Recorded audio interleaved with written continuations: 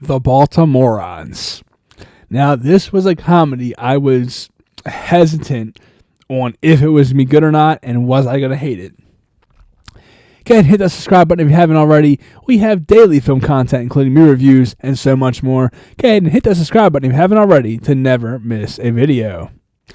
Baltimorons. Now, this is a movie I was hesitant with because as much as I wanted to see this, I was also kind of like, do I really want to see this? I feel like I'm going to be disappointed if I go in theaters and watch this because I'm not a huge fan of Jay DePass. He has a very much improv background, and a lot of his films, and he's in a couple comedies. I didn't dislike his films, but I never truly loved his movies to the point where I'm like, I got to see his next film. Now, this one kind of came in with my movie day, kind of pacing out. This is one of the films that I haven't seen yet, and it was kind of like one of those odd movies that I feel like if I didn't see it now, I might not have a chance to see it until it comes out on video, or maybe streaming, depending upon how the rights work. Again, because this is one of those movies where I feel like it's not getting a huge release. Oddly enough, it is playing in quite a few theaters near me now. I know when it originally released, it wasn't. I think the first week it came out, it wasn't playing in theaters near me. Honestly, I should drive an hour and a half to another state when I saw this movie because, which I thought was kind of ironic. I had to drive to Northern Virginia to see a movie about Baltimore. I couldn't see a movie in Baltimore when the movie is called Baltimorons, filmed in Baltimore, about Baltimore, but I had to go to Northern Virginia to see it.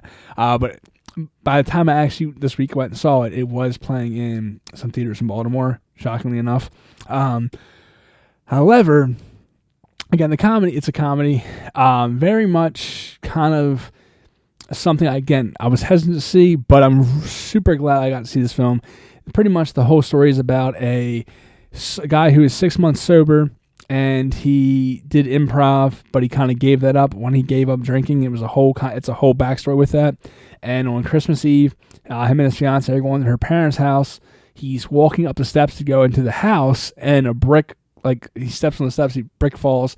He smacks his face on the door frame, breaks a tooth, and he has to drive all around Baltimore trying to find a dentist that's open.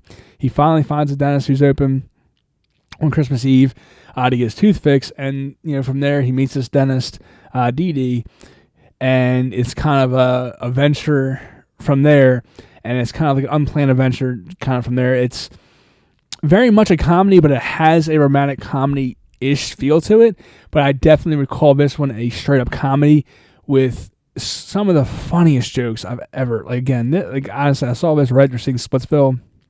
I was back to back. My Splitsville screening was at 3:15. This was 5:15. I literally got out of Splitsville, went back up to the kiosk, printed my ticket off, went right back into the theater because with AMC there's a 30-minute trailer. So this Splitsville ran to about 5:25. But of course, with 5:15 screening, 30-minute trailer, it's 5:45 before it starts. So I was right there for the trailers. I got right out of Splitsville, which I absolutely adored. It was hilarious. And then coming to this film, I was I was hyped. And I was man, I hope this movie lives up. Because, if this movie's not good, that's going to really kind of break me down a little bit. But this movie, from the beginning, was funny as hell. It just, boom, boom, boom. The jokes land. There's consistent jokes going on in this film. And every one of them land. Again, it's an odd kind of comedy, but it's very much a comedy that works. The jokes work, they land, they're hilarious. You have these phenomenal performances that from a cast that I'd never even heard of. Michael Strasner, Liz Larson, Olivia Lacarta. I don't know any of these people, so I don't know. I've never seen anything they've been in. The names don't ring a bell. I watched a lot of movies, so that'd be something. I don't know. They seem like they might have a previous background in television or films I haven't seen, but the fact that I don't know who any of these people are really has that new ensemble kind of cast that really kind of adds to this charm of this film, because it's not like you have these big comedic stars playing in this film. It's all kind of up and comers or people who haven't really had their big break yet, and I feel like this film definitely will give some people the break if it gets the recognition it deserves. Now, again, I absolutely love this movie. It tells the story in such a funny way. Honestly, I did not think it was going to be this funny. Like I said, the jokes land. The storyline is a little wobbly at points. Like, it is kind of like, would that really happen? Like, it's a strange kind of story, but it works so well, and it's just the overall, just the way the cast, like the chemistry is amazing. They definitely have great chemistry. The direction, just the way they kind of fold in this story, it makes the unbelievable believable. And from a Baltimorean, I honestly, I was like kind of excited to see this film, but I was a little nervous again, like I said, just because his background in improv. I don't feel like a lot of his films usually land that well with me, but this one, it fires all cylinders and it lands. And it's like, it's so much this product that it kind of reminds me of the film Don't Think Twice, which is also about improv, because again, another film I absolutely loved, thought was hilarious, that really worked. This is one of those films where it tells a unique and new story. Again, I say Don't Think Twice because that movie is about improv. Like, this film is about improv, or improv is a part of the film, but they're two separate, completely different ideas in different films, which again makes this film an original comedy. Something that we desperately need is these great original comedies. And I feel like we're on a roll with these original comedies now. I feel like, or at least, at least these two I've seen 2 in one day of these films that kind of fill the cracks of stories we haven't heard yet, and they just kind of even give new light on these films. And again, the Baltimorons, this film, from a production standpoint, it is not a big budget film. You could just watch the film and tell that it's very much shot like an indie film. It kind of, and that's kind of part of its charm, is it has that like indie feel, which really kind of adds to it. Because again, the whole entire film is about this guy who, he used to improv, but he's like in recovery, so he can't do improv anymore. He's like a struggling improv artist almost. And, it's really just kind of the heart and soul of this movie is the way it works. I think a big portion of why this film works is because of the way it's shot and the fact it feels like a true indie gem. Now, with that being said, again, I'm going to hit this one with a Ferris Bueller. Like, I might actually have to go see this film again now it's playing in theaters near me, which I say pay to see it again because I saw my A-list members, A-list thing, so I didn't actually have to pay for my ticket. I will actually go pay to go see this in theaters again before Thursday for my Stubs AMC list, Stubs renew. I'll go pay to see this in theaters again because that's how much I enjoyed this film. That's how funny this movie was, and I feel like this again is one of those films that isn't going to get the recognition it deserves simply because of its lack of marketing and its lack of availability.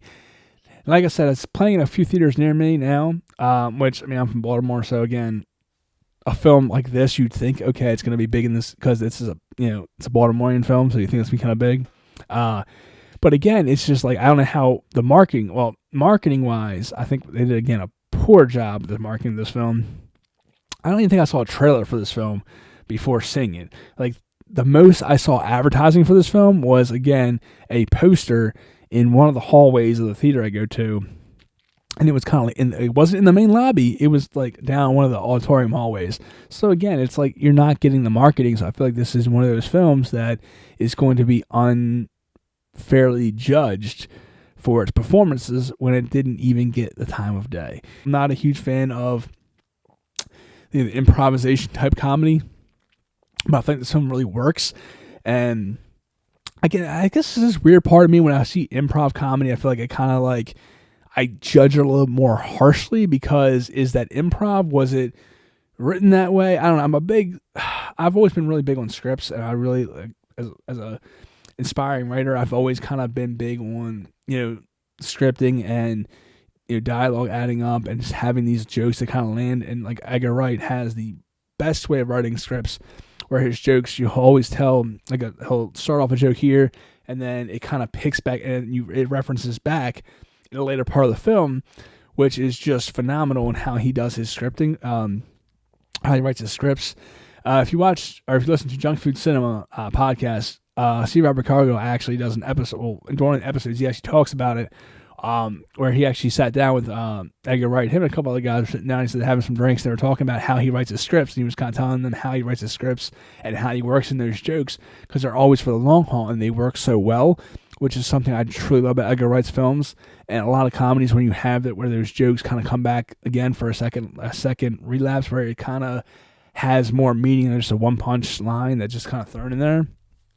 But like this film here, it has that same exact kind of thing where you have these jokes told throughout the movie where they always come back later on and they play them again. So it's not really just like a one-off kind of just throwing things out there, which is something I was really impressed with as far as the script goes, and the comedy and the jokes really land with me because, again, they had that consistency that really kind of even had playbacks and callbacks throughout the film. So that being said, definitely can give this one a Ferris Bueller. Absolutely loved it. Probably end up seeing this again. Question of the day: have you saw it? Are you gonna see it? What are your thoughts? Comment below. Let me know.